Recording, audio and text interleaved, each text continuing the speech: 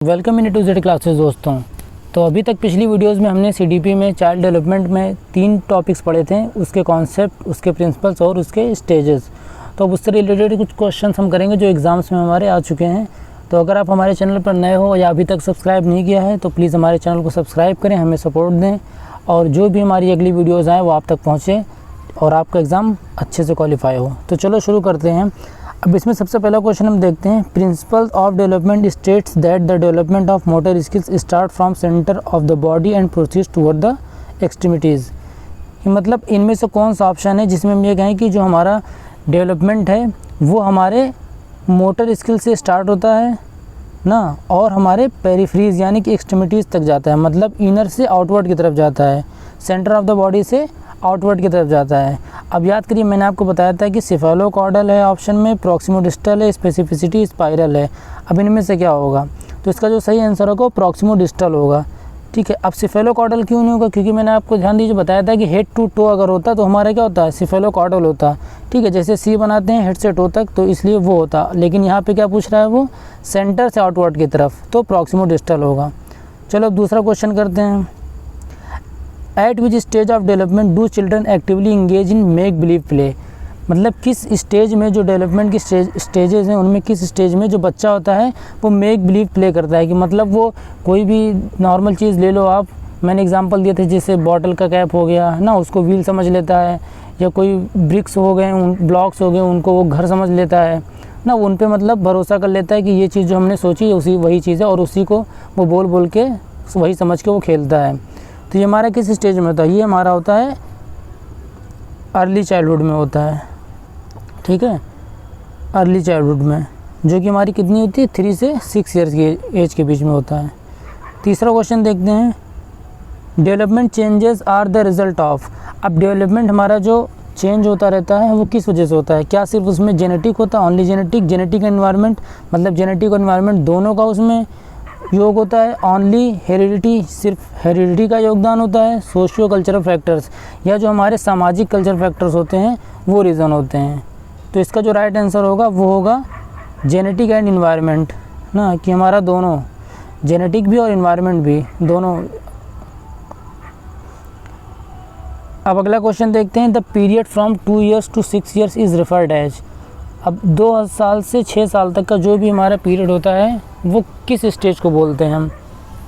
कहीं कहीं पे 3 से 6 आता है और कहीं कहीं पे 2 से 6 आता है। तो दोनों का भी आंसर क्या होगा हमारा? अर्ली चाइल्डहुड होगा। ठीक है, अर्ली चाइल्डहुड। चलो तीसरा क्वेश्चन करते हैं। Which of the following is an example of use of gross motor skills. ना, इनमें से कौन सा है जो ग्रॉस मोटर स्किल का एग्जाम्पल है? पहला ऑप्शन है बैलेंसिंग ऑन 1 फुट, मतलब एक पैर पे आप खड़े रहते हो। स्क्वीजिंग अ पी, ठीक है, मटर को क्या बोलते हैं? उंगली से ऐसे दबाना, मसलना। Turning page of a book, किताब को कोई पेज पलटना। होल्डिंग अ पेंसिल, पेंसिल को पकड़ना। अब देखो ग्रॉस मोटर स्किल्स क्या होती हैं? Gross motor skills, fine motor skills, पहले इनको समझ लेते हैं। जो ग्रॉस मोटर स्किल्स होती हैं उसमें हमारी बड़ी मसल्स का यूज़ होता है, और जो फाइन मोटर स्किल्स होते हैं उसमें हमारी छोटी मसल्स का यूज़ होता है। अब अगर हम ऑप्शन ए देखें, बैलेंसिंग ऑन 1 फुट, अगर हम एक पैर पे खड़े होंगे तो हमारी बड़ी मसल्स का यूज़ होगा ना, जैसे हमारी काफ्स हो गई, थाइज हो गई, इन सब का यूज़ होगा। स्क्वीजिंग अ पी, अब अगर हम पी को स्क्वीज़ करेंगे तो हमारे आर्म्स की मसल्स का यूज़ होगा, तो वो भी बड़ी हो गई। Turning of page of book, अगर हम बुक का पेज अगर हम टर्न करेंगे तो भी हमारे आर्म्स की मसल्स यूज़ होंगी। लेकिन अगर हम पेंसिल को होल्ड करेंगे तो हम किससे करेंगे? हमारी जो फिंगर्स की मसल्स होंगी या फिंगर की हेल्प से, उनसे हम करेंगे। तो इसका जो राइट आंसर होगा कौन सा होगा? होल्डिंग अ पेंसिल, ये होगा इसका राइट आंसर। चलो अब इसी तरीके से 6th क्वेश्चन देखते हैं। Which of the following is an example. अब ये देखिए आ गया वही वाला क्वेश्चन ना, which of the following is an example of use of fine motor skills. ठीक है, रनिंग हो गया, वॉकिंग हो गया, स्क्रिबलिंग हो गया, जंपिंग हो गया। अब फाइन मोटर स्किल्स में क्या बताया हमने? जिसमें छोटी मसल्स का यूज़ होता है। अब आप रनिंग करोगे तो फिर से वही बात होगी, आपकी फुट मसल्स, ठीक है, लोअर बॉडी की पूरी मसल्स यूज़ होगी। वॉकिंग में भी आपका सेम होगा। जंपिंग में देखो आप तो उसमें भी वही होगा। स्क्रिबलिंग में क्या होगा? इसमें हमारी फाइन मोटर स्किल्स का यूज़ होगा। तो इसका राइट आंसर क्या हो जाएगा? स्क्रिबलिंग। ठीक है, चलो अब आगे देखते हैं। Development of children proceeds from dash to dash. बच्चों का जो विकास होता है ये याद होगा आपको, जब हमने मैगजीम्स ऑफ डेवलपमेंट पढ़ा था उससे ये क्वेश्चन है। एब्स्ट्रैक्ट टू कॉन्क्रीट, कि मतलब मूर्त से मूर्त की तरफ जा रहा है, जनरल टू स्पेसिफिक है, टू हेड है, एक्सट्रीमिस्ट टू सेंटर है। अब देखो अगर कभी मान लो सीटेट में कोई क्वेश्चन है, इनका क्या बोलते हैं सिनेरियो क्या रहता है कि ये 4 में से 2 ऑप्शन तो ऐसा देंगे कि आपको एकदम पता चल जाएगा कि हाँ ये गलत है ना। जैसे भी इसमें अगर देखें हम तो ये टू हेड वाला आपको भी पता है कि ये हमारा सिफेलोकॉर्डल होगा। एक्सट्रीमिस्ट टू सेंटर वाला अगर आप देखो तो ये आपको पता है कि ये हमारा प्रॉक्सिमोडिस्टल होगा। अब इसमें इंसान फंस जाएगा क्योंकि एब्स्ट्रैक्ट टू कॉन्क्रीट और जनरल टू स्पेसिफिक ये दोनों ही टर्म हमारे यूज़ हुए हैं और दोनों ही सही हैं। लेकिन यहाँ पे देखो इस रेस्पेक्ट में अगर देखो डेवलपमेंट के, तो यहाँ पे जो हमारा सही ऑप्शन होगा वो हमारा जनरल टू स्पेसिफिक होगा कि डेवलपमेंट हमारा जनरल से स्पेसिफिक की ओर जाता है। ठीक, चलो अब 8th क्वेश्चन देखते हैं। Which of the following statement is not correct.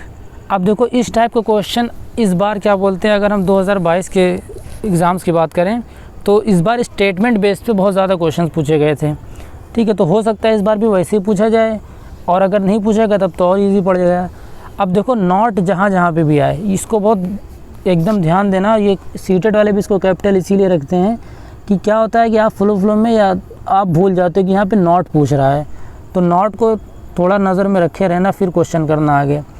Development is sequential. अब इसमें देखो ट्रिक क्या है कि आप इसमें ऐसा करो कि जो सही हो सबसे पहले उनको पढ़ते जाओ। ठीक है, डेवलपमेंट इज़ सीक्वेंशियल, हाँ डेवलपमेंट सीक्वेंशियल है। Development is influenced only by heredity, नहीं ऐसा तो नहीं है।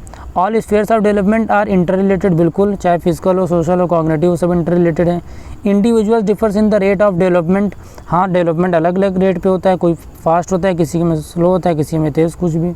अब देखो इसमें क्या हुआ, बी वाला जो हमारा है कि सिर्फ हेरिडिटी नहीं डिसाइड करती कि डेवलपमेंट कैसा होता है।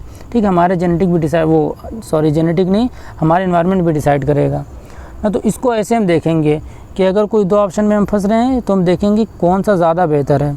ठीक है, तभी आंसर आएगा, और नॉट ज़रूर देखेंगे। और जब भी ऑप्शन में कहीं भी ओनली आए, ठीक है, हिंदी में अगर ही आए, जैसे यही हो सकता है, वही हो सकता है, या ओनली आए, तो ज़्यादातर 80% से 90% चांस होते हैं कि यही ऑप्शन गलत होते हैं। तो अगर किसी ऐसे क्वेश्चन में आप फंसो जहाँ पे आपको लैंग्वेज ना समझ में आ रही हो या उसका आंसर ही ना समझ में आ रहा हो, तो थोड़ा इन सभी स्टेटमेंट्स पर ध्यान दे लेना, ओनली आ रहा है कि नहीं आ रहा है। ठीक है, अगर आएगा तो आप इसी को क्या बोलते हैं टिक लगाना। अब 9th वाले देखते हैं। Dash is a sensitive period pertaining to language development ना, कि मतलब ये जो पीरियड है हमारा डेवलपमेंट का स्टेज में, ये सेंसिटिव पीरियड है।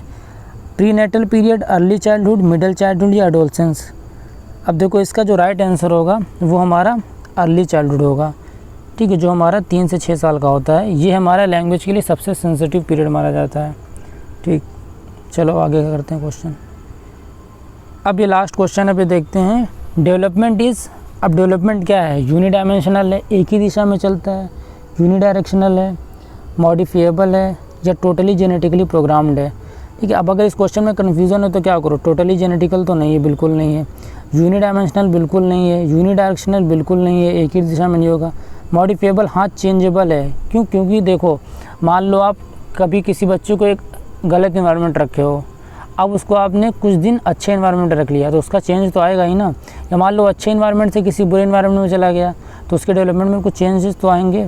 तो इसलिए हम इसको बोल सकते हैं कि ये जो हमारा है मॉडिफिएबल है। ठीक है, तो चलो फिलहाल इतने ही क्वेश्चन है, और ये क्वेश्चन लगभग मेरे ख्याल से 8 से 10 बार रिपीट हुए हैं। हर एक क्वेश्चन 8 से 10 बार तब तक रिपीट हुआ है। अब अगर 2022 का पेपर ले लो तो इसी में रिपीट हुआ, 21 में भी 19 में भी लगभग इनसे हर क्वेश्चन रिपीट होते हैं। तो आपका CDP का जो पहला, दूसरा, तीसरा क्वेश्चन होता है वो लगभग इसी टॉपिक से आता है, और ऐसे क्वेश्चन सब आते हैं। तो उम्मीद है क्वेश्चन करके मज़ा आया होगा आपको, और अगर नहीं मज़ा आया है तो एक बार जाके वीडियोस लेक्चर पढ़ लो, हो सकता है कुछ कंटेंट रह गया हो, उसके बाद फिर वापस आके क्वेश्चन को करिए। उसके बाद मिलते हैं फिर अब अगली नेक्स्ट वीडियो में किसी दूसरी क्लास में। ठीक है, चलो फिर तब तक बाय बाय, और हमारे चैनल को सब्सक्राइब भी कर लेना। ठीक है, बेल आइकन ऑन कर देना ताकि हम आप तक वीडियो लेके पहुँच जाएँ फटाक से। चलो गुड बाय।